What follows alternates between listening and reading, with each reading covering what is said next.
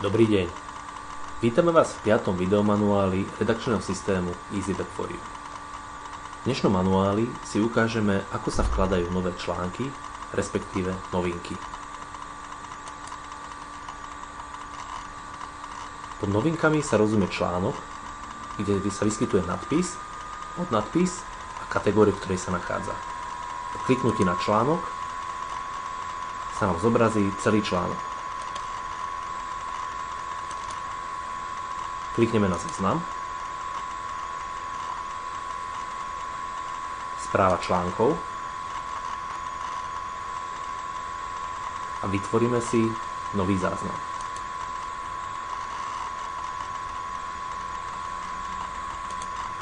Článok si napríklad nazveme článok 3.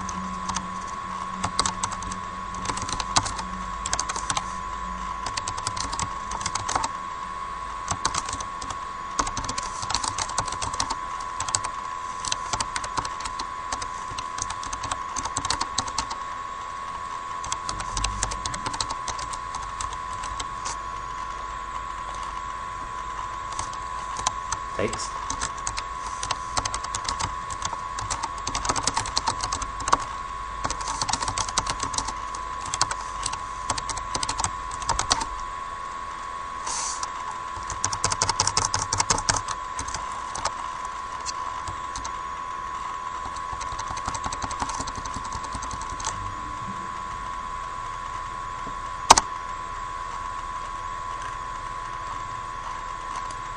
Špeciál znamená, kedy sa článok vytvoril, autor článku, e-mail autora a kľúčové slová, podľa ktorých vyhľadávač bude vyhľadávať daný článok.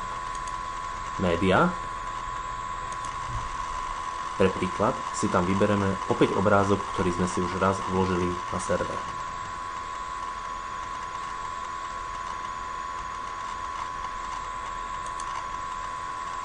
Obrázkov si tam môžeme vložiť ľubovoľne veľa. Popisok, prípadne odkazy a prípadne súbor, ktorý sa má užívateľom poskytnúť na stiahnutie.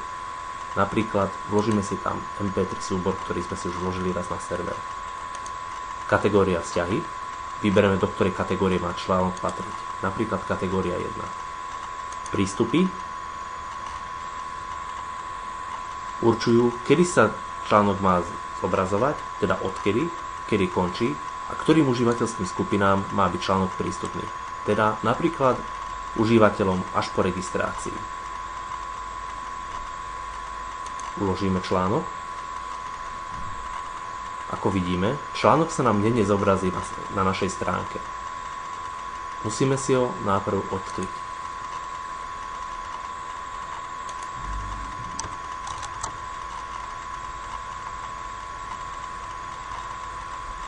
Ako vidíme, nový článok sa pridal na stránku.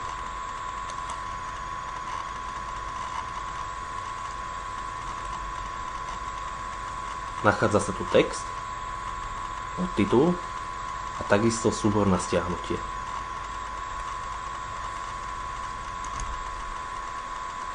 Vytvorenie alebo mazanie kategórií. Vytvoríme kategóriu napríklad s názvom kategória 3. Vložíme, pod ktorú kategóriu sa má zobraziť a uložíme.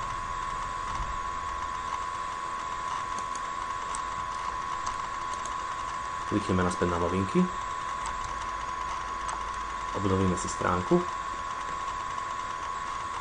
Ako vidíme, nová kategória bola vytvorená. Nastavenie článkov.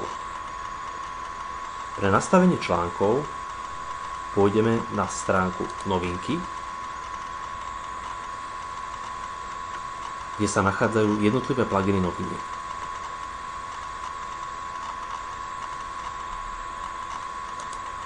Klikneme na články plugin.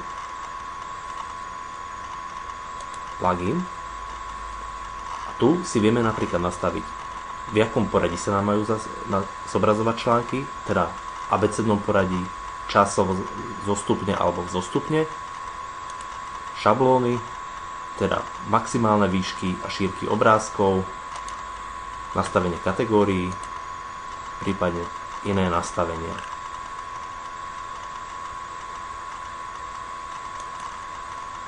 Nastavenie si uložíme.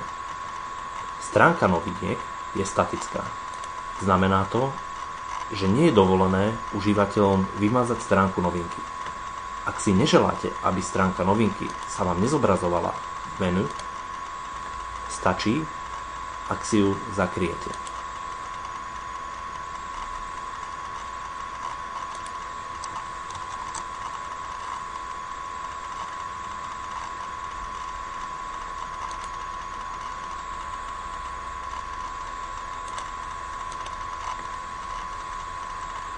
Ako vidíte, novinky sa nám už viac nezobrazujú.